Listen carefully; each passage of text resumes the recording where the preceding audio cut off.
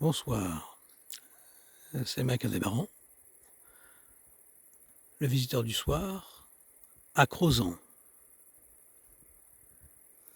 Ici, la Creuse est le décor fugace, mais néanmoins symbolique du chef-d'œuvre de Maurice Leblanc, L'Aiguille creuse, et pas que à Étretat. Dans ce roman de 1909, le lycéen détective Isidore Beautrelet s'aventure à Crozant et Fresseline pour retrouver la piste du gentleman cambrioleur Arsène Lupin, qui a enlevé son père, avant de découvrir qu'il fait fausse route, car le secret de l'aiguille réside en fait en Normandie. Dans la Creuse, il s'agit donc d'un décor intermédiaire, avant de rejoindre la Normandie, à Étretat. Mais c'est éminemment symbolique. Entre Paris et la Normandie, le chef-d'œuvre de Maurice Leblanc se pose là.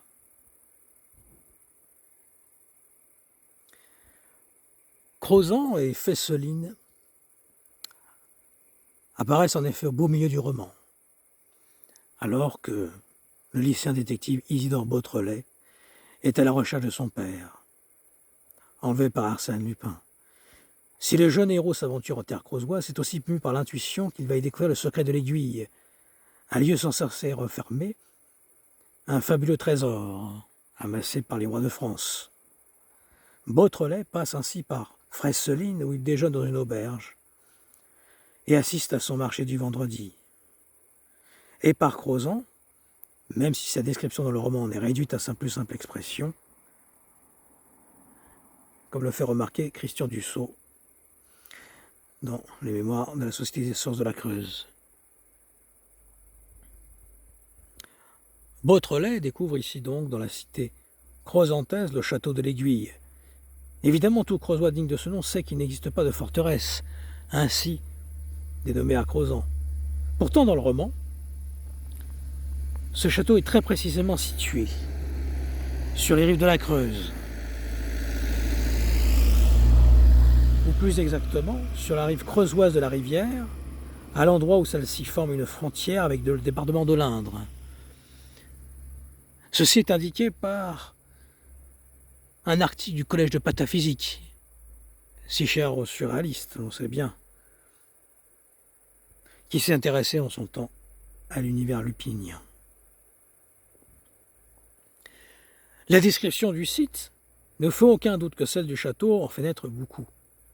Difficile en effet de confondre les ruines de Crozant avec le château au toit Louis XIII et au clocheton très fin disposé en corbeille autour d'une flèche plus aiguë et plus haute, décrite dans le roman.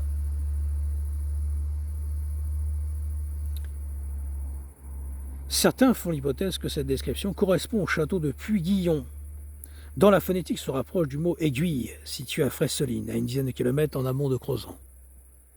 Ce serait lui le véritable château de l'Aiguille, sauf que le vrai Puy-Guillon date du XVe siècle, et non du XVIIe, comme proposé dans le roman. Ces tourelles ne sont pas très aiguës, et ne comportent pas 80 chambres.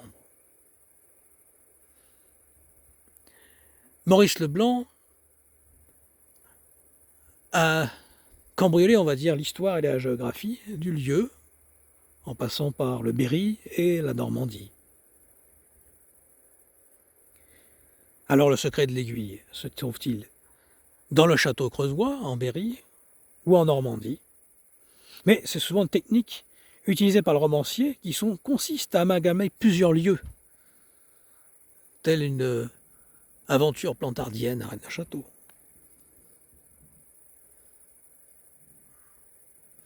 C'est l'une des caractéristiques de son génie littéraire et l'un des secrets de fabrication de ces romans lupiniens de cambrioler l'histoire. Il s'agit donc d'un remarquable enchevêtrement du réel et de la fiction. Maurice Leblanc est très documenté. La Creuse délimite effectivement la limite entre les deux départements, et il existe bien un château près du pont, entre Crozant et la rivière. Sauf qu'il ne s'agit pas du tout d'un castel, Louis XIII, mais des ruines du vieux château féodal des comtes de la Marche, lequel ne s'est jamais nommé le château de l'Aiguille. Alors comment Normand Leblanc connaissait-il si bien la région? Peut-être avait-il des amis dans le coin. On pense alors au poète Maurice Rollinat, natif de Châteauroux, qui connut une gloire parisienne éphémère, avant de se retirer à Fresseline. L'école de peinture de Crozant mentionne que Maurice Leblanc vint visiter le poète qu'il avait connu à Paris. Et Rollinat habita le château de Puy-Guillon, proche du château du même nom, recelant une partie de l'Aiguille. Voyez-vous? Tout comme le père Charel traversant le pont de Crozant, s'origine dans le pont Charot sur la Cédelle, dont la légende dit qu'il fut construit par le diable, abusé par un maçon facétieux. Rabelais n'est donc pas le seul écrivain à hanter le Val de Creuse. Plusieurs siècles plus tard, c'était Maurice Leblanc avec l'Aiguille Creuse en 1909 qui fait écho à tout cet univers.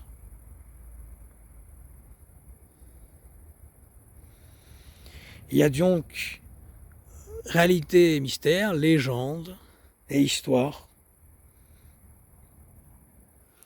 Mais il y a bien sûr quelque chose ici.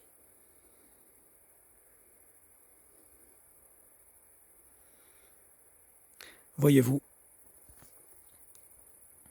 c'était Mac Aldébaran pour la Gazette de Rennes-Château, au château de l'Aiguille.